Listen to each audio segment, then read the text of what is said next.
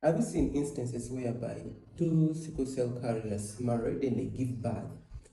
Then, unfortunately, all the children have sickle cell disease. In these two parents, there's going to be gene mixing, okay? When you do the biology, the genetics, this is what you're going to get.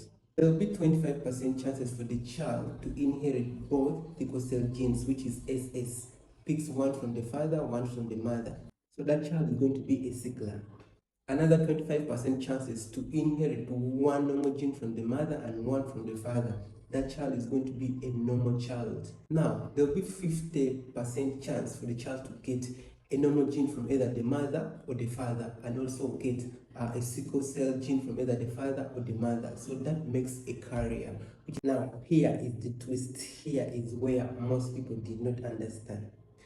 This probability happens in each pregnancy. Every pregnancy has 4 chances. Every pregnancy.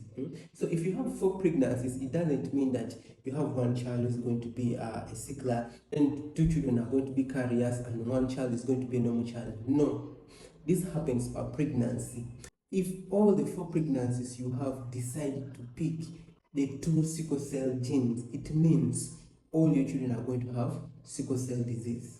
If each of the pregnancies you have decide to pick the normal genes, which is AA, from all parents, it means you are not going to have a sickler, nor will you have a carrier.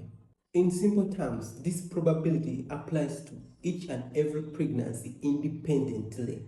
So if the first child has sickle cell disease, there is again 25% chance that the second child also will have sickle cell disease.